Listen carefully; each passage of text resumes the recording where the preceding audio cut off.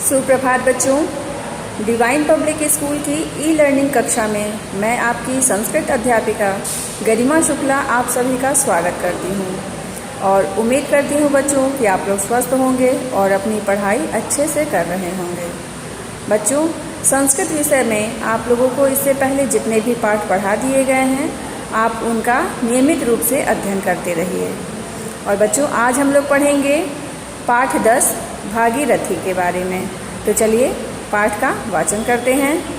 बच्चों, आज का हमारा पाठ है भागीरथी। इस पाठ में अध्यापिका और कुछ बच्चों का संवाद दिया गया है, तो आप ध्यान से देखिए। अध्यापिका: गंगा भारत की प्रमुख नदी है। क्या आप जानते हैं कि इसे भागीरथी भी कहते हैं? पीयूष: इसका यह नाम कैसे पड़ा? अध्यापिका कहती हैं, माना जाता है कि अति प्राचीन काल में भागीरथ नाम के राजा इसे पृथ्वी पर लाए थे। सारिका: आजकल यह नदी बहुत मलिन हो गई है। तन्मया: हमें नदियों को स्वच्छ रखना चाहिए। अध्यापिका: इस नदी के तट पर अनेक तीर्थस्थल और आश्रम हैं। तो बच्चों, आप लोगों ने देखा इन वार्तालापों को। आइए अब इस पाठ का वाचन करें और इसके बारे में जानें। तो चलिए बच्चों, ध्यान से इस पाठ को पढ़ा जाए। भारतम नदी नाम देशः। भारत नदियों का देश है। भारते गंगा यमुना नर्मदा कृष्णा कावेरी इत्यादयः अनेकाः नद्यः प्रवहन्ति। बच्चों, भारत में गंगा यमुना नर्मदा कृष्णा कावेरी इत्यादि अनेक नदियाँ बहती हैं। एतासु नदीषु गंगा देशस्य प्रमुखा नदी। इन नदियों में गंगा देश की प्रमुख नदी है। एतस्याः नद्याः जलम अनेकानि क्षेत्राणि सिंचति। एतस्या का अर्थ होता है इस नदी का जल कई खेतों की सिंचाई करता है। सिंचति का अर्थ होता है सिंचाई करता है। तो इसका अर्थ हो गया इस नदी का जल कई खेतों की सिंचाई करता है। अनेकेषां जनानां च जीवनं पोषयति। और कई लोगों के जीवन का पोषण करता है। गंगा नद्या अपरम नाम भागीरथी। बच्चों, गंगा नदी का दूसरा नाम भागीरथी है। कथा अस्ति पुराणेषु यत् अति प्राचीन काले भागीरथः नाम राजा स्वपूर्वजनानाम् उद्धाराय एतां नदीं पृथिव्याम् आनयत्। इसका अर्थ होता है बच्चों, पुराणों में कथा है कि बहुत पुराने समय में भागीरथी नाम का राजा अपने पूर्वजों के उद्धार के लिए इस नदी को पृथ्वी पर लाया था। अत एव भागीरथी इति नाम, इसलिए इसका नाम भागीरथी है। बच्चों, ध्यान से देखिए। गंगा नदी हिमालयात् पर्वतात् निर्गच्छति। इसका अर्थ हो गया गंगा नदी हिमालय पर्वत से निर्गच्छति मतलब निकलती है। तत्पश्चात ऐसा उत्तर भारतस्य समतल प्रदेशेषु वहति। तत्पश्चात यानी कि उसके बाद यह उत्तर भारत के समतल प्रदेशेषु बहती और उसके बाद यह उत्तर प्रदेश के समतल मैदानों में बहती है। अन्ते ऐसा पूर्वस्यां दिशायां समुद्रेण संगच्छते। अंत में पूर्व दिशा में समुद्र से जा मिलती है। एतत् स्थलं गंगा सागरः इति कथ्यते। यह स्थल गंगा सागर कहलाती है। तो चलिए बच्चों, इसके आगे का देखिए। गंगा नद्या तीरे बहूनि तीर्थानि तापसानाम् आश्रमाः च सन्ति। गंगा नदी के किनारे पर बहुत सारे तीर्थ और तपस्वियों के आश्रम हैं।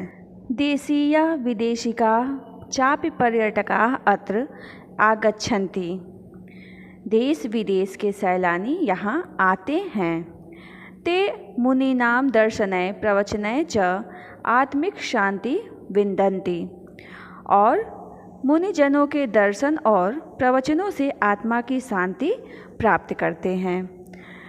बच्चों, यहाँ पे देखिए दिया है हरिद्वार नगरम प्रसिद्धम तीर्थस्थलम गंगा नद्या तटम एव अलंकरोति। इसका अर्थ है हरिद्वार का नगर प्रसिद्ध तीर्थ स्थान गंगा नदी के तट को ही शोभायमान करता है। अत्र अनेके देवालयाः सन्ति। यहाँ पर अनेक मंदिर हैं। देवालय का अर्थ होता है बच्चों मंदिर। तो यहाँ पे अत्र मतलब यहाँ पर अनेक मंदिर हैं। भक्त जनाः अत्र आगत्य ईश्वरं भजन्ति अलौकिकं सुखं च अनुभवन्ति। भक्तजन यहाँ आकर ईश्वर का भजन करते हैं और अलौकिक सुख का अनुभव करते हैं। सायंकालस्य दृश्यं तु अत्र अनुपमम् एव अस्ति। शाम का दृश्य तो यहाँ अनोखा ही होता है। जना गंगा देवीं श्रद्धया अर्चयन्ति। लोग गंगा देवी को श्रद्धा से पूजते हैं। पूजनात् अनंतरम ते प्रज्वलितान् दीपान् नद्या जले विसर्जयन्ति। पूजन के पश्चात वे प्रज्वलित दीपों को नदी के जल में विसर्जित करते हैं। यदा प्रज्वलिता दीपा नद्यां तरन्ति ते दिव्यं दृश्यम उपस्थापयन्ति। जब जलते हुए दीपक नदी के जल में तैरते हैं तो दिव्य दृश्य उपस्थित कर देते हैं। एवं प्रतीयते यत् तारागणः आकाशात् अवतीर्य पृथिव्याम् आगतः। ऐसा लगता है कि तारों का समूह आकाश से उतरकर पृथ्वी पर आ गया है। भागीरथी पवित्रा नदी मन्यते। बच्चों इसका अर्थ है भागीरथी पवित्र नदी मानी जाती है। परम अद्वत्वे एषा पावना नदी प्रदूषिता। परंतु आजकल यह पावन नदी मलिन हो गई है। यत्र तत्र जल मालिन्यम अस्ति। यत्र तत्र मतलब जहाँ तहाँ पानी की गंदगी दिखाई पड़ती है। जीवनस्य रक्षाये स्वच्छं जलम अनिवार्यम। बच्चों जीवन की रक्षा के लिए साफ पानी जरूरी है। जलम बिना कुतः जीवनम। जल के बिना जीवन कहाँ। भागीरथीं प्रदूषणात् रक्षितुं प्रयत्नः विधेयः। भागीरथी को प्रदूषण से बचाने के लिए प्रयत्न करना चाहिए। सांप्रतम एतत् अस्माकं परम कर्तव्यम। इस समय यही हमारा परम कर्तव्य है। वस्तुतः गंगा नद्या संरक्षणम एव गंगा देव्या पूजनम अस्ति। वास्तव में गंगा नदी की रक्षा ही गंगा देवी की सच्ची पूजा है। बच्चों इस लाइन पे आप लोग ध्यान दीजिए।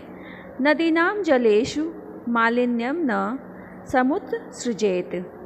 इसका अर्थ है नदियों के जल में गंदगी नहीं फेंकनी चाहिए। तो बच्चों उम्मीद है आप लोगों को ये पाठ समझ में आ गया होगा। तो चलिए बच्चों इससे संबंधित हम कुछ ध्यातव्य बातें पढ़ लेते हैं। पहला है इकारांत स्त्रीलिंग शब्द रूप व प्रयोग, यथा नद्य नद्या नद्याम इत्यादि। दूसरा है आकारांत विशेषण प्रयोग, यथा प्रमुखा नदी। तीसरा है कारक विभक्ति प्रयोग, यथा जनाः ईश्वरं भजन्ति, दीपा नद्यां तरन्ति इत्यादि। उपपद विभक्ति प्रयोग, यथा जलम विना, पूजनात् अनंतरम इत्यादि। चौथा है लिंगानुसार संज्ञा और सार्वनामिक विशेषण का समन्वय, यथा अनेके देवालयाः, अनेका नद्यः इत्यादि। तो बच्चों आइए अब हम लोग शब्दार्थ पढ़ते हैं। पहला शब्दार्थ है नद्य। नद्य का अर्थ है नदियाँ। गंगा नद्या, गंगा नदी का की। पृथिव्याम, पृथ्वी पर।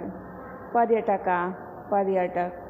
तारागण, तारों का समूह। स्वपूर्वजनाम, अपने पूर्वजों का की। श्रद्धया, श्रद्धा से। जल मालिन्यम, जल मालिन्यम का अर्थ होता है जल की गंदगी। दिव्यम, दिव्यम मतलब दिव्य। क्रियापदानी है पोष्यति, पालन करता है। निर्गच्छति, निकलता या निकलती है। संगच्छते, मिलता या मिलती है। विधेय, करना चाहिए। विन्दन्ति, पाते या पाती हैं। उपस्थापयन्ति, प्रस्तुत करते या करती हैं। अलंकरोति सुशोभित करता है। अव्यय पदानी है बच्चों अनंतरम। अनंतरम का अर्थ है बाद में, वस्तुतः वास्तव में, अवतीर्य उतरकर, सांप्रतम यानी कि अब। विशेषण पदानी है पूर्वस्याम यानी कि पूर्वी, वैदेशिका विदेश के। बच्चों अब इसके बाद आप लोग दिए गए शब्दार्थ में से 10 कठिन शब्द चुनकर अपनी कॉपी में लिखेंगे। उसके पश्चात आप लोग 10 शब्दार्थ लिखेंगे। इसके बाद बच्चों आप लोगों को लिखित में से जो प्रश्न दिए जाएंगे उन्हें आप अपनी उत्तर पुस्तिका में लिखेंगे। उम्मीद है बच्चों आप लोगों को ये भागीरथी पाठ अच्छे से समझ में आ गया होगा। बच्चों इस पाठ को एक बार आप लोग अच्छे से पढ़ लीजिएगा और दिए गए कठिन शब्द, शब्दार्थ और प्रश्नों को अपनी कॉपी में स्वच्छ एवं सुंदर राइटिंग में लिखने का प्रयास करिएगा। आज के लिए इतना ही बच्चों, धन्यवाद। आपका दिन मंगलमय हो।